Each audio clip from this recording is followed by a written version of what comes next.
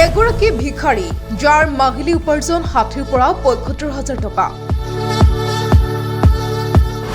বিশ্বৰ আটাইতকৈ ধনী ভিখাৰীজন কোন জানেনে? ভিক্ষা খুজি খুজি তেওঁ গোটালে ৭.৫ কোটি টকাৰ সম্পত্তি। মুম্বাইত আছে দুটাকৈ ফ্লেট, দুখনকৈ দোকান, তথাপিও তেওঁ এজন ভিখাৰী। ভিখাৰী সকলোৱে দেখিছে, ফুটপাথকে ধৰি বিভিন্ন স্থানত ভিখাৰীক দেখা যায়।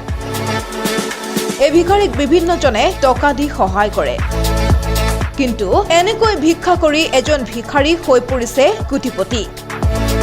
ভিক্ষা খুজি খুজি এই ভিখাৰীয়ে গোটালে ৭.৫ কোটি টকাৰ সম্পত্তি। যিজন ভিখাৰীৰ প্ৰতিমাহৰ উপাৰ্জন ৬০ৰ পৰা ৭৫,০০০ টকা। ভৰত নামৰ ভিখাৰীজনৰ মুম্বাইত আছে বিলাসী অট্টালিকা, তথাপিও ব্যক্তিজন এজন ভিখাৰীয়ে। আৰু এই ভিখাৰীজন হৈছে বিশ্বৰ আটাইতকৈ ধনী ভিখাৰী। এই ভিখাৰীজনে বাস কৰে মুম্বাই, আৰু মুম্বাইৰ প্ৰায় প্ৰতিটো ৰাস্তাতেই ভিক্ষা মাগে। উল্লেখ্য যে দৰিদ্ৰতাৰ বাবেই ভিখাৰীজনৰ নহল পঢ়া শুনা। ইয়াৰ পাছতেই মুম্বাইত ভিক্ষা খুজিবলৈ আৰম্ভ কৰিছিল, আৰু ভিক্ষা খুজি খুজিয়ে তেখেতে ৭.৫ কোটি টকাৰ সম্পত্তি গঢ়িছে। তেওঁৰ মুম্বাইত আছে ২.৫ কোটি টকাৰ দুটাকৈ ফ্লেট। কেৱল এয়াই নহয়, মুম্বাইৰ থানেত দুখনকৈ আছে দোকান, যাৰ পৰা মাহিলী উপাৰ্জন হয় ৩০,০০০ টকা।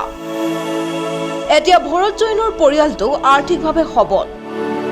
ইয়াৰ পাছতো ভৰতে ভিক্ষা খোজে, আৰু পৰিয়ালে এই কথাত তেওঁক বাধা দিয়ে যদিও ভৰতে নামানে।